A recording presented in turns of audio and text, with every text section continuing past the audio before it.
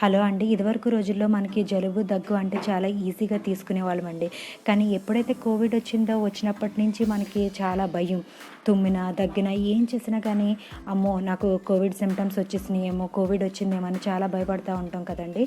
So, అలాంటప్పుడు మనం ఈ జ్యూస్‌ని గనక మనం తాగినట్లయితే రోజు తాగితే మనకి గొంతులో కొంచెం డిస్కంఫర్ట్ అనిపించిందనుకోండి, వెంటనే మీరు జ్యూస్ తాగితే గనక మనకి మెడిసిన్స్ వరకు కూడా వెళ్ళవసరం లేదండి.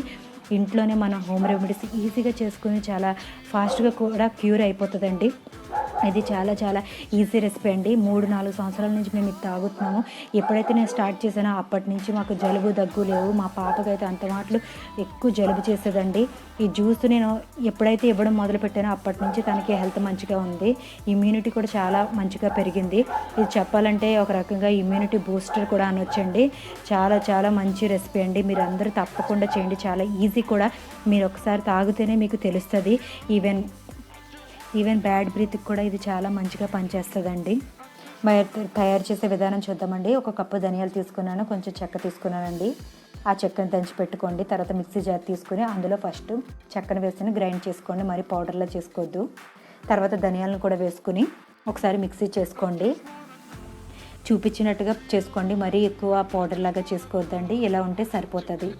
తర్వాత ఒక గిన్నె తీసుకుని అందులో 2 స్పూన్లు నేను ఈ పౌడర్ వేసుకున్నానండి. తర్వాత కొద్దిగా వాటర్ వేసుకోండి. మీకు మంచి రిజల్ట్ కావాలంటే రేపు మీరు తాగాలంటే ఈ రోజు నైట్ దీన్ని నానబెట్టుకోండి. అప్పుడు దాంట్లో ఉన్నవన్నీ దిగి మంచిగా టేస్టీగా కూడా ఉంటుందండి. ఇక్కడ నేను పుదీనా వాడానండి. పుదీనా అవైలబుల్గా లేకపోతే తులసి, రెండిట్లో ఏదైనా వేసుకోవచ్చు. 2 చాలా మంచిదండి. ఇలాగ నేను కొంచెం అల్లం ముక్క తీసుకుని దాన్ని దంచుకుని అందులో వేసానండి. తర్వాత కొద్దిగా పసుపు కూడా వేసానండి.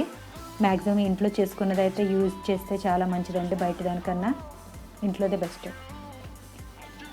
తర్వాత దాన్ని 5 లేదా 6 నిమిషాలు మరగనివ్వండి. మరిగిన తర్వాత ఫిల్టర్ చేసుకోండి జ్యూస్ అంతటిని.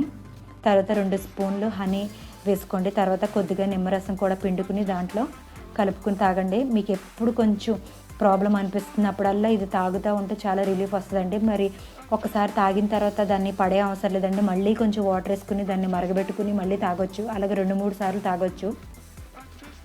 అందులో ఉన్న జ్యూస్ అంతా అప్పుడు బయటకు వస్తుంది. ఇంకా ఇది చాలా మంచిగా పనిచేస్తుందండి. మీకు ఎవరికైనా జలుబు ఉంటే ఇమీడియట్గా ఇప్పుడే స్టార్ట్ చేసుకుని ఇలాగ తాగండి. మీకు మంచి రిజల్ట్ కనిపిస్తుంది.